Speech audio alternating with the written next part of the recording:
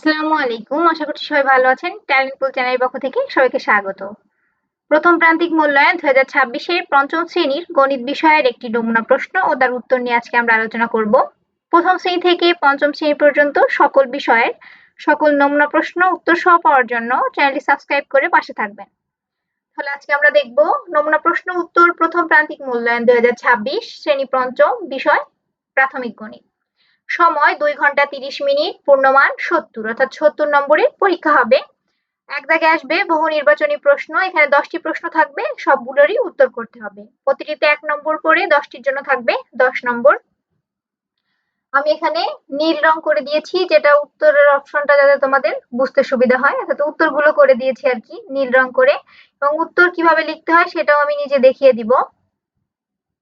এক দাগ, গাণিতিক খোলা বাক্যের ক্ষেত্রে নিচের কোনটি সঠিক? উত্তর হবে গ। ইনবক্স এবং কমেন্টে পাওয়া অনেক অনুরোধের সম্মান জানাতেই অবশেষে শুরু হচ্ছে আমাদের প্রথম অনলাইন গাইডিং ব্যাচ। ইউটিউব ভিডিওতে শেখা যায় ঠিকই, কিন্তু সরাসরি প্রশ্ন করার সুযোগ থাকে না। তাই আপনাদের বাচ্চাদের ছোট ছোট সব সমস্যার সমাধান আর জিজ্ঞাসার উত্তর দিতেই লাইভ ক্লাসের এই উদ্যোগ। রেজিস্ট্রেশন লিঙ্ক প্রতিটা ভিডিওর ডেসক্রিপশনে থাকবে, লিঙ্কে গিয়ে ফর্ম পূরণ করে নিতে পারেন। তারপরে আমরাই যোগাযোগ করব। তো নাম মিথ্যা বলা যায় না।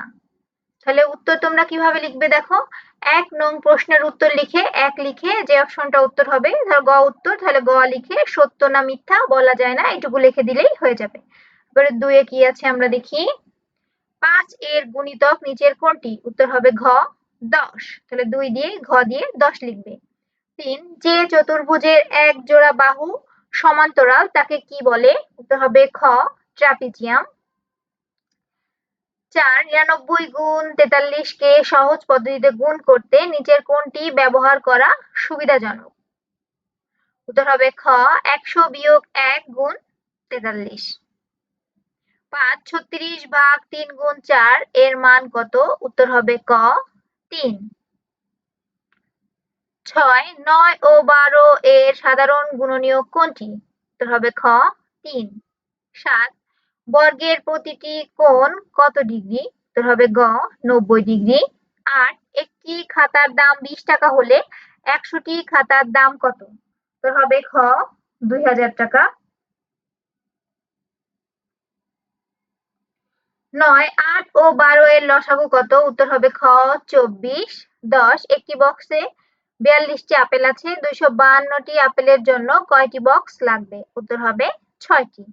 তাহলে 1 নং প্রশ্নের উত্তর লিখে শুধু 1 দাগ দিয়ে যে অপশনটা উত্তর হবে সেই অপশনটা লিখে দিবে, 2 দাগ দিয়ে সেই অপশনটা উত্তর সেটা লিখে দিবে। ঠিক আছে? 2 দাগে কি আসবে দেখি। শূন্যস্থান পূরণ করো। এখানে 5টি শূন্যস্থান, প্রতিটিতে 2 নম্বর করে, 5টির জন্য 10 নম্বর। ক গুণফল ভাগ গুণক সমান কি হবে? গুণ্য।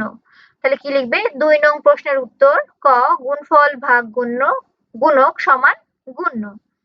খ যখন কোনো বাক্য সত্য না মিথ্যা তা নির্ণয় করা যায় তাকে ড্যাশ বলে?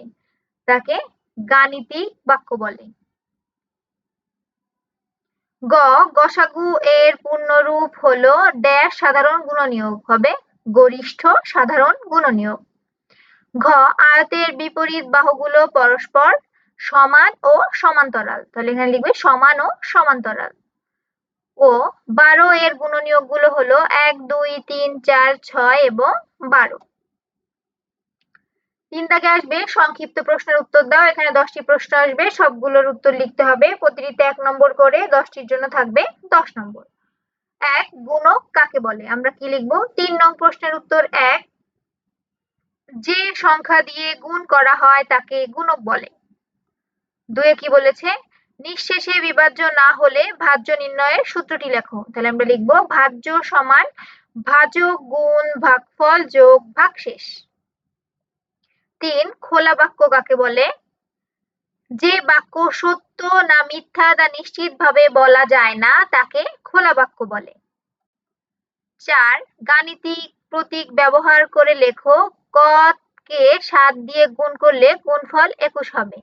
তাহলে ক গুণ 27 সমান ক গুণ 7 সমান 21। 5 মৌলিক সংখ্যা কাকে বলে? 5 এর উত্তর আমরা লিখবো যে সংখ্যার 1 এবং ওই সংখ্যা ছাড়া অন্য কোনো গুণনীয়ক নেই তাকে মৌলিক সংখ্যা বলে। 6 3 ও 5 এর লসাগু কত? 3 ও 5 এর লসাগু 15। 7 সামান্তরিকের একটি বৈশিষ্ট্য লিখো। সামান্তরিকের বিপরীত বাহুগুলো সমান ও সমান্তরাল। 8 রম্বসের কয়টি বাহু সমান? উত্তর হবে রম্বসের 4টি বাহুই সমান। 9 1 ডজন পেন্সিলের দাম 60 টাকা হলে একটি পেন্সিলের দাম কত? একটি পেন্সিলের দাম হবে 5 টাকা। কারণ 1 ডজনের দাম 60 টাকা, তাই 1 ডজন কয়টি? 12টি, তাহলে 12 ভাগ 60 দিলে কত হয়? 5। উত্তর হবে 5 টাকা। এখানে যেহেতু 1 মার্ক করে শুধু উত্তরের অপশন মানে উত্তরটুকু লিখে দিলেই হবে। 10 দাগ 8 গুণ 3 যোগ 4 ভাগ 2 এর মান কত? উত্তর হবে 26। কারণ 8 এ 24, 8 গুণ 3 24 যোগ 4 ভাগ 2 করলে কত হয়? 2, তাহলে 24 যোগ 2 26। আমি দেখো হিসাবটা এখানে লিখে দিয়েছি। তোমাদের হিসাব এভাবে লিখতে হবে না, শুধু উত্তরটা লিখে দিলেই হবে। 4 দাগে আসবে গুণ ও ভাগ সংক্রান্ত সমস্যা।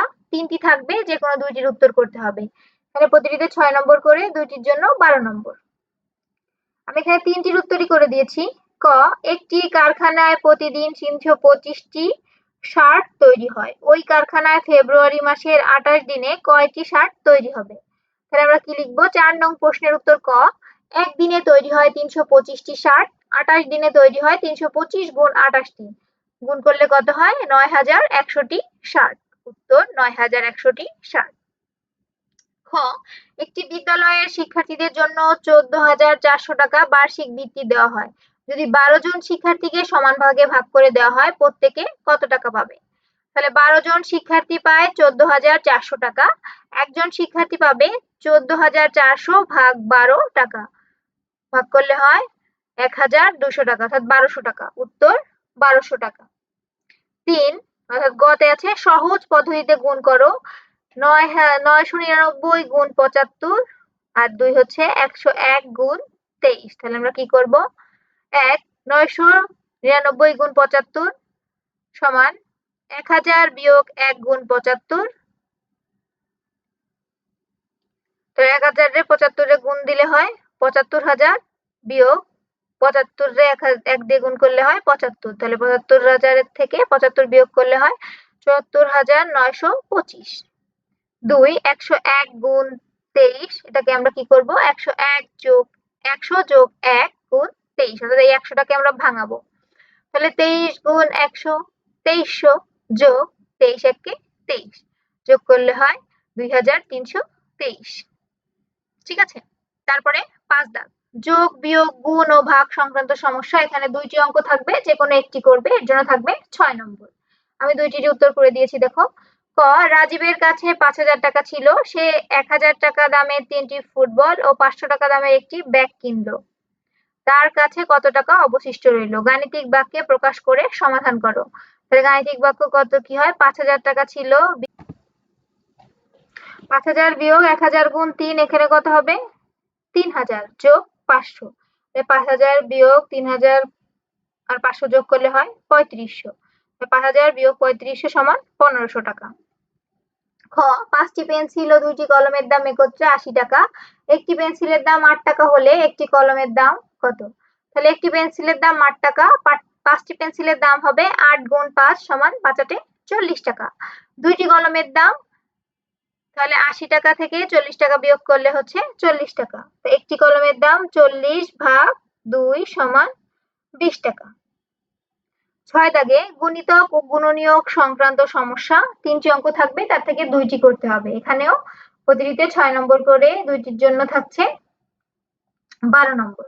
ক 3টি ঘন্টা যথাক্রমে 9, 12, 15 মিনিট পর পর বাজে।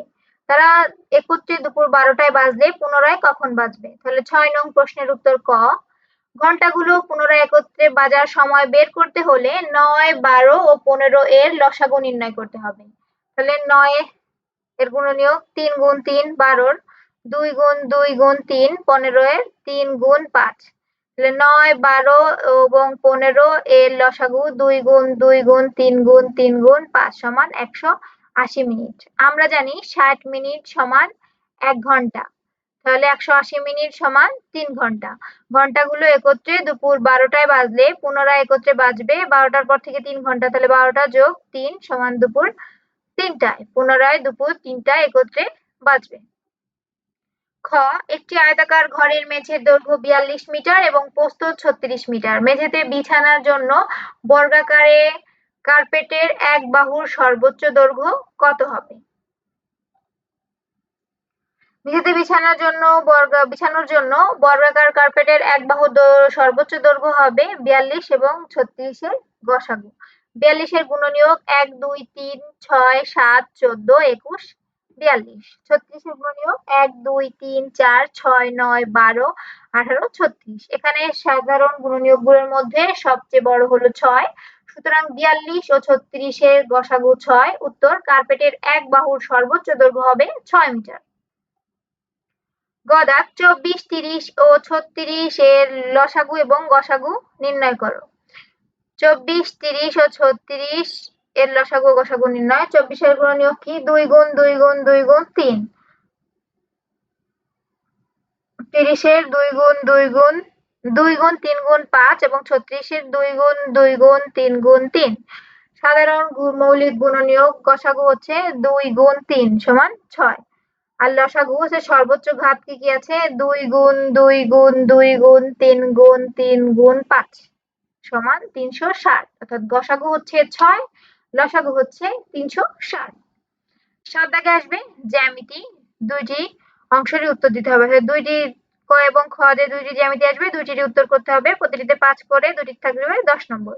7 নং প্রশ্নের উত্তর। ক, একটি সামন্তরিক অঙ্কন করো যার ভূমি 5 সেন্টিমিটার, উচ্চতা 3 সেন্টিমিটার, এর বৈশিষ্ট্য লিখো। সামন্তরিক অঙ্কন ও বৈশিষ্ট্য, এভাবে আমরা লিখবো।